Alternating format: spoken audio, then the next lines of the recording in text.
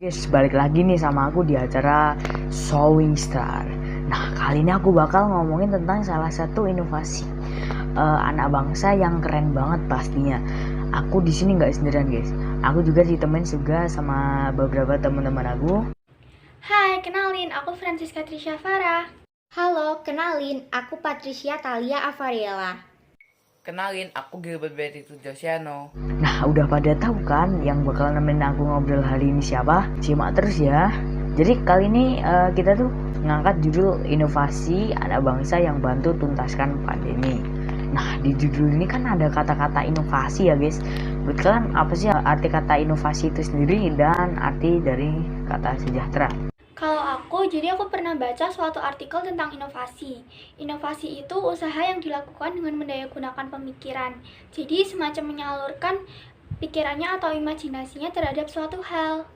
Kalau dari aku, inovasi itu juga tentang cara atau hal baru yang berdasarkan pengetahuan. Tentunya inovasi itu dikembangkan dan dibuat dengan kekreatifan dan imajinasi gitu. Jadi terciptanya suatu hal atau barang yang kreatif dan berguna, hasil dari pemikiran yang inovatif. Nah guys, sekarang kita udah masuk ke arti sejahtera. Kan tadi inovasi udah tuh. Nah, sekarang apa sih arti sejahtera itu? Nah, menurutku, untuk arti atas sejahtera sendiri itu artinya rakyat yang makmur. Terus rakyatnya juga hidup damai, adil, nyaman, tenang, dan tentram. Jadi suasananya bakal enak gitu loh.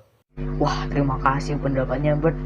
Dari arti-arti yang udah kita ngomongin tadi, kira-kira ada nggak ya hubungan antara sejahtera dan inovasi itu sendiri? Ternyata ada loh. Sekarang kan udah banyak inovasi anak muda yang dapat digunakan di kehidupan sehari-hari. Contohnya aplikasi online. Aplikasi online ini kan memerlukan pekerja. Jadi ini dapat membuka lapangan pekerjaan. Orang yang sebelumnya nggak punya kerja jadi bisa kerja dan memperbaiki ekonominya. Terus bisa memenuhi kebutuhannya sehari-hari.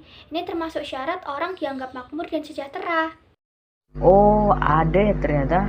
Kira-kira menurut kalian ada nggak sih inovasi dari masyarakat Indonesia yang berguna di masa kayak gini nih? Pastinya ada dong, banyak. Tapi aku ada nih salah satu inovasi karya anak bangsa yang menarik banget menurutku. Ini berhubungan tentang pandemi dan tes COVID gitu, namanya Genus. Wah, menarik nih. Ada katanya sama pandemi juga lagi.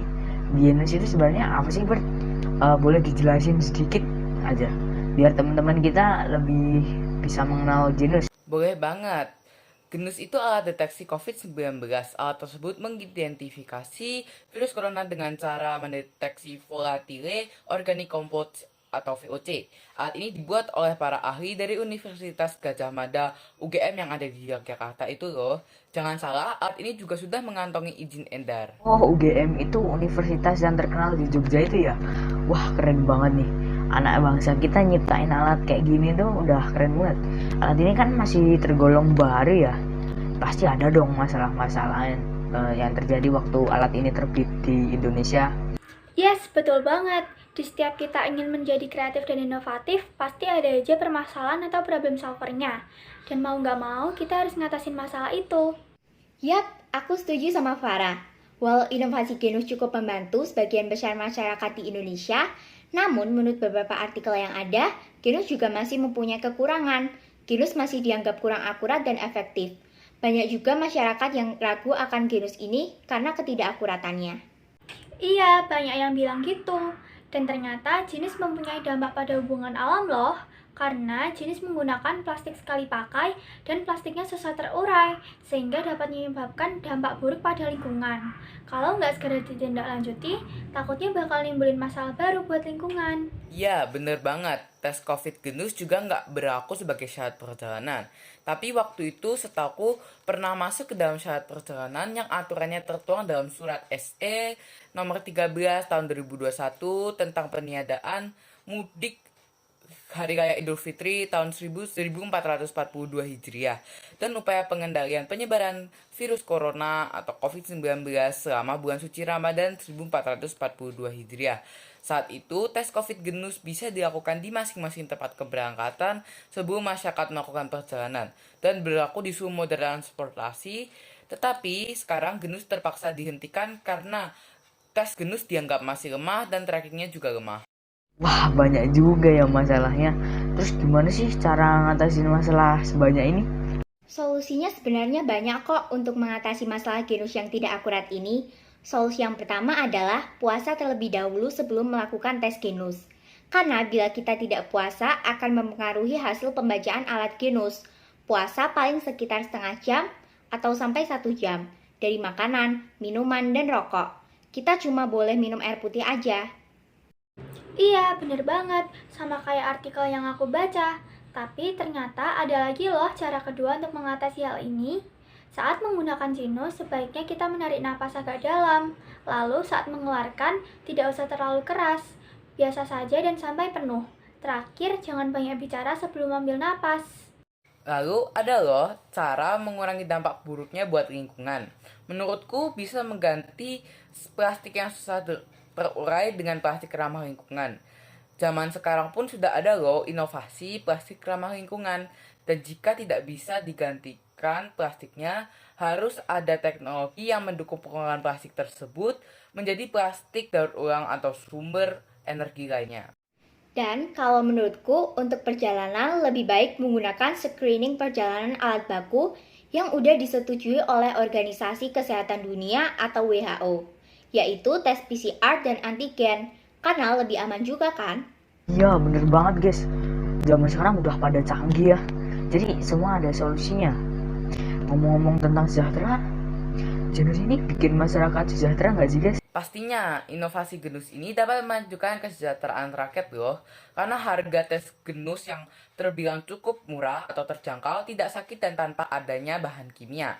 Tes COVID-19 genus juga sudah banyak dipasarkan sekarang ini. Ini menunjukkan bahwa inovasi karya UGM atau Universitas Gadjah Mada ini bermanfaat bagi kita semua. Ini juga bisa menjadi contoh baik untuk masyarakat agar ikut tes dan cepat memutus rantai penyebaran virus corona di pandemi ini.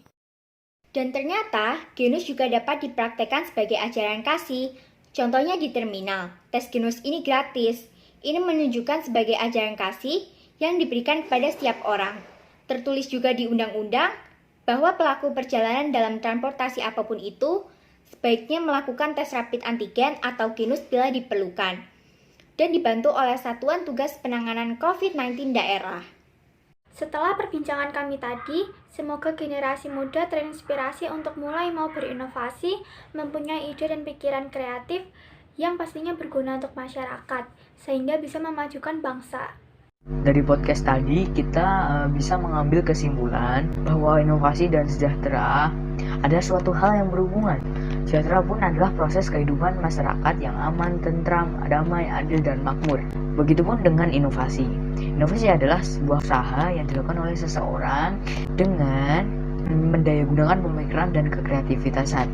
Genus adalah suatu inovasi alat deteksi COVID-19 yang dibuat oleh para ahli dari UGM.